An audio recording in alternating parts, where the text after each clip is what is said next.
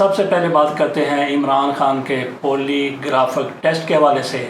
حکومت کا اصرار ہے کہ عمران خان پولی گرافک ٹیسٹ کروا لیں، لیکن اس سے پہلے میرا خیال ہے کہ تھوڑی سی بات کر لیں انڈیا کے حوالے سے۔ انڈیا کی طرف سے پاکستان سے شکست کو تسلیم کر لیا گیا ہے۔ آپ سوچ رہے ہوں گے کہ کس بنیاد پر یہ بات کی جا رہی ہے۔ بالکل تسلیم کر لیا گیا ہے، کھلے عام نہیں، بلکہ وہاں پہ جو کچھ ہو رہا ہے، جو بحث ہو رہی ہے، جو وہاں پہ لڑائی جھگڑے جنگ ہو رہی ہے آپس میں، اس سے لگتا ہے کہ بھارت کی طرف سے اپنی شکست کو مان لیا گیا ہے، تسلیم کر لیا گیا ہے۔ پاکستان میں جس روز سے یہ محاذ رائی ختم ہوئی ہے، مطلب یہ کہ جس روز سے سیز فائر ہوا ہے پاکستان میں، باقاعدہ اس کے بعد سے جشن منایا جا رہا ہے۔ حتیٰ کہ وزیر اعظم شہباز شریف کی طرف سے عاصم منیر صاحب کو، جو جنرل تھے، ان کو فیلڈ مارشل بنا دیا گیا، فیلڈ مارشل کا ان کو رینک دے دیا گیا۔ پاکستان کی حقیقت میں فتح ہوئی ہے، اسی وجہ سے پاکستان میں جشن منایا جا رہا ہے، اور پاکستان میں یہ سلسلہ ختم ہونے میں نہیں آ رہا ہے۔ بھارت کی طرف سے ایک دوسرے کا گریبان پکڑا جا رہا ہے۔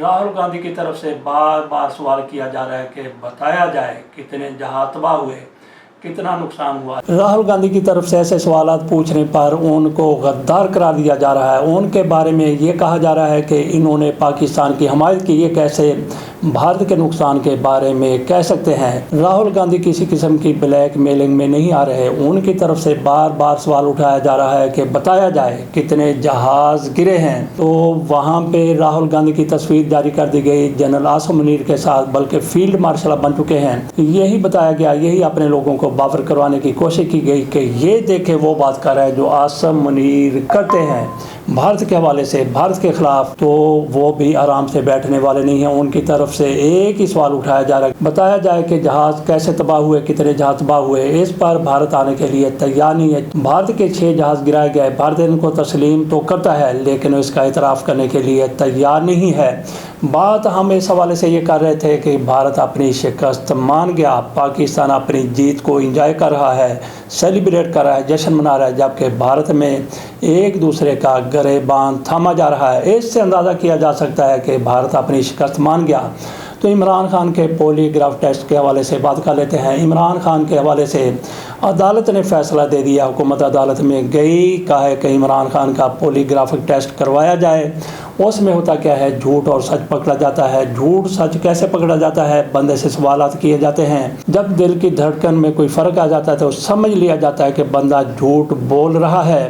تو یہ کوئی مستند قسم کا ٹیسٹ نہیں ہے۔ بہرحال عمران خان کی طرف سے انکار کیا گیا ہے کہ میں یہ ٹیسٹ کروانے کے لیے تیار نہیں ہوں۔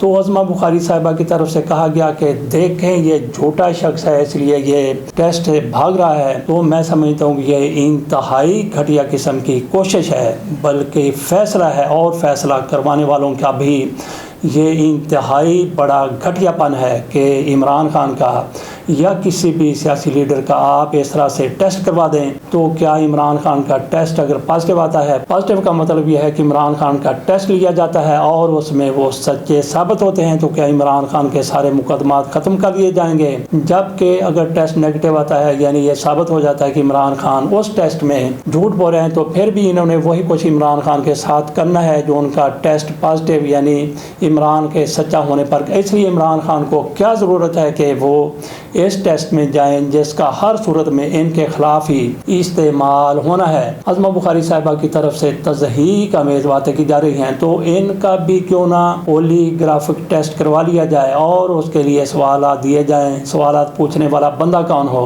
فیصل وافدہ بندہ ہونا چاہیے جو ان سے سوالات پوچھے۔ ویسے تو شرجیل میمن بھی ان سے سوالات کر سکتے ہیں۔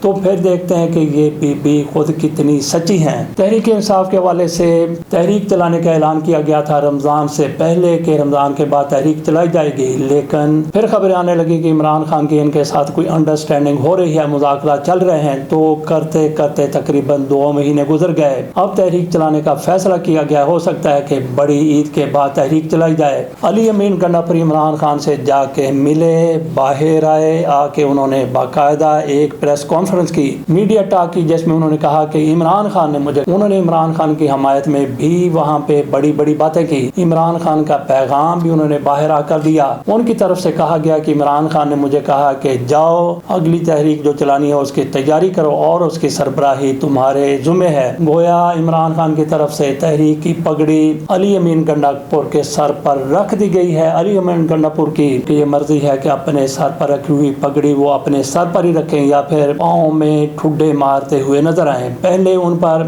اسی طرح سے اعتماد کیا گیا تھا، تحریک انہوں نے چلائی تھی، تحریک کی انہوں نے سربراہی کی تھی، اس موقع پر ان کے سر پر رکھی ہوئی پگڑی لوگوں نے دیکھا کہ پاؤں میں رول رہی تھی۔ تو اب دیکھتے ہیں عمران خان کی طرف سے ایک بار پھر ان پر اعتبار کیا گیا ہے، اعتماد کیا گیا ہے، یہ کس طرح سے تحریک کو لے کے آگے چلتے ہیں۔ تو باقی عمران خان کا ٹویٹر اکاؤنٹ کئی دنوں سے بالکل خاموش تھا، اب عمران خان کا وہ ٹویٹر اکاؤنٹ دھاڑنے لگا ہے۔ ان کی طرف سے یکے بعد دیگرے ایک دن کے وقفے کے ساتھ 2 ٹویٹ آ گئے ہیں جس میں انہوں نے اپنا معافی ضمیر بیان کیا ہے، جس میں ان کی طرف سے ڈرون حملوں کے حوالے سے کہا گیا کہ یہ ظلم ہے، سراسر ظلم ہے، ڈرون حملے اپنے لوگوں پر نہیں ہونے چاہیے، جیسا کہ خیبر پختونخوا میں 2 ڈرون حملے ہو چکے ہیں۔ دہشت گردی کے حوالے سے بھی انہوں نے بات کی، انہوں نے ایک مرتبہ پھر کہا کہ میں مذاکرات کے لیے تیار ہوں لیکن ان کے ساتھ نہیں، رجیم کے ساتھ نہیں، بلکہ مذاکرات ہوں گے تو میرے ان کے ساتھ ہوں گے، اسٹیبلشمنٹ کے ساتھ ہوں گے جو ان کی سرپرستی کرتی ہے، جو ان کو لا کے